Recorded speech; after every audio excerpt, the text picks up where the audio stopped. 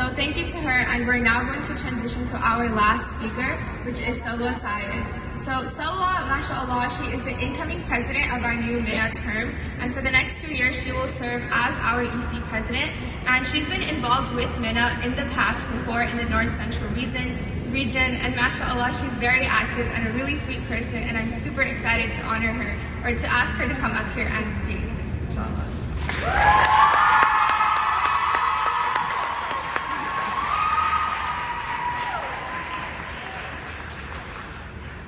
Assalamu alaikum wa rahmatullahi wa barakatuh.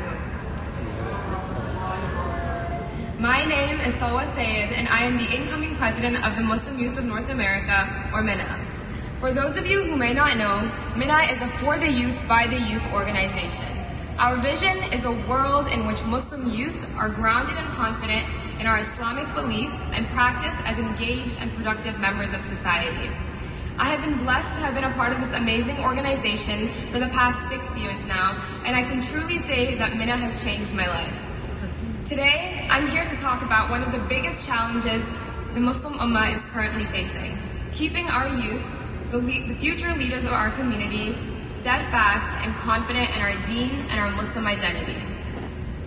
I graduated high school this past spring, and I was reflecting on the change that I have felt between middle and high school. At the beginning of middle school, I remember constantly feeling the need to fit in. I wanted to be as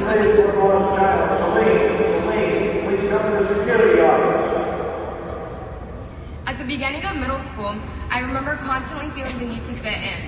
I wanted to be as relatable as I could be, and I avoided mentioning anything about my religion to my peers that would set me apart from them. As the years went on, though, I found myself becoming more and more confident in my Islamic identity. I went from dreading having conversations about Islam to actively seeking out opportunities to educate others and eliminate misconceptions. I went from hating being different to loving being different. And as I reflected, I noticed it came down to two main things that have really allowed me to become a confident young Muslim and become strong in my Muslim identity. The first being conversations and discussions with non-Muslims about Islam. I realized that the more that I was willing to try to talk to them about my religion, the more comfortable I became. But what comes before having these discussions and these conversations, and what has really allowed me to become confident, is being educated about my religion. I found that the more opportunities I had to learn, the more my confidence increased. The second thing that really strengthened my Muslim identity was the people I surrounded myself with. Growing up, I was always told to choose my friends wisely, and I never really understood why. But I've learned that the people we surround ourselves with will inevitably influence our lives and our actions and the way we carry ourselves, and so much more. Being in good company causes good things to happen. So where does MYNA come in? How does MYNA tie back to these two things? And how has MYNA developed so many youth across the country, myself included, not only personally, but spiritually and professionally as well? MYNA provided me with a safe space to learn about my religion with people who were going through the same struggles I was. The camps were fully planned and executed by youth who were facing the same challenges I was. The variety of speakers and topics at camp broadened my Islamic knowledge and was always done in a way where I fell in love with learning about my religion.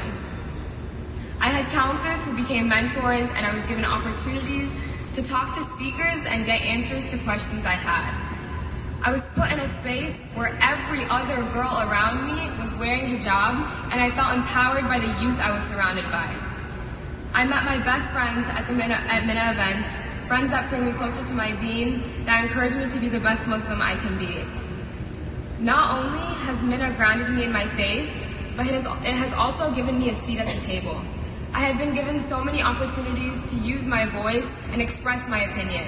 I have been given leadership opportunities which have shaped the person I am today. So to close, I will leave you all with one piece of advice, and that is, take our youth seriously. Do not dismiss what a young person has to say because you believe there is a lack of knowledge. Our youth are the ones that are on TikTok, on Instagram, in public schools. They are the ones facing the challenges, and they are the ones who we need to be listening to. And to all the youth, I push you to put yourself out there, learn about your religion, attend a MYNA camp, and never stop using your voice. This is your time. You are not the leaders of tomorrow, you are the leaders of today.